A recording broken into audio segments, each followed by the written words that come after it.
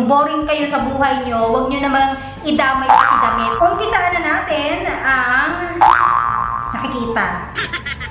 Ayan. Ang lakas maka-teenager, lalo-lalo na sa mga momshi natin. Ayan.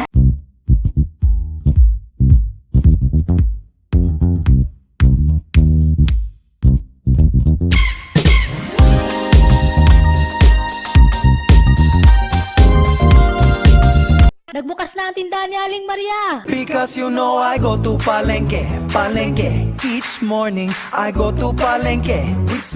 Hi! It's me, Aling Maria, and welcome to my channel. And today, gagawa tayo ng cross-hanging blouse.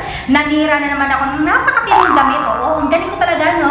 Magaling talaga akong manira, pero bagong style ang gagawin natin kasi hindi na magiging boring ang plain shirt natin. Sa ating cross-hanging blouse, mas naging creative ang ating plain shirt dahil hindi na siya boring. Ayan. Kung boring kayo sa buhay nyo, huwag nyo namang idamay pati damit. So, kailangan maging maganda ang ating exposure. Ayan. Kailangan yung damit natin maganda. Maganda ang ating damit.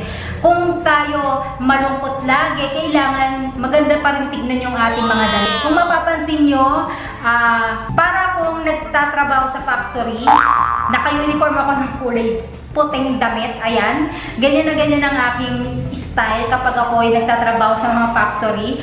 Ayan, ang aking uniform ay color white. At syempre, mas makikita yung curve ng ating katawan kapag ginawa natin itong cross-hanging blouse. Ayan. Sexy Bakit and I naman know it. ito ngayong summer? Ayan, sa lahat ng mga gustong mangitim. Mag-sunblock na lang kayo, ayan. Kung kayo'y nagugluta, mag-sunblock kayo, pati yung mga ganito-ganito nyo, oh, mga sikmu-sikmura ninyo. Ipakita nyo, kung may ipapakita naman, di ba, be? I'm sexy Pero and I syempre, know it. Momshi, umpisaan na natin ang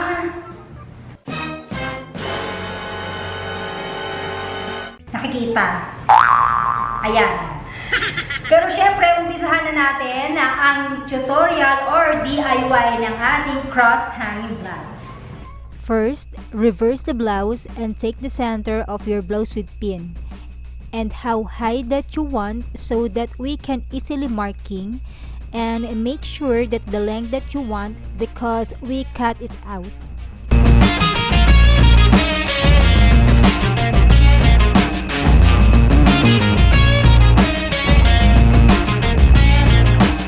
Cut the middle of the front till the marking.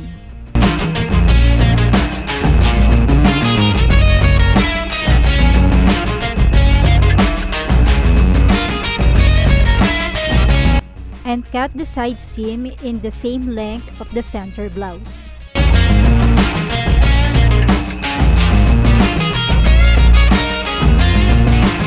Mark the back sides with same length of front and cut it out.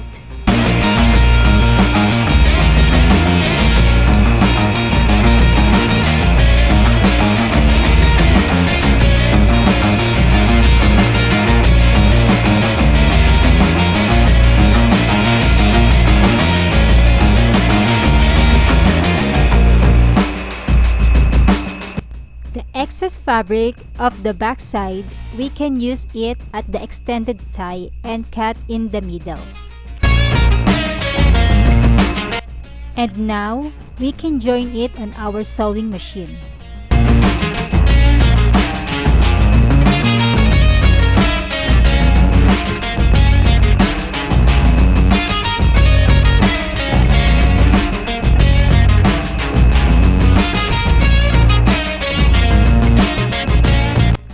After we join the extended tie, overlap all the edges of our blouse and fold it of 1/4.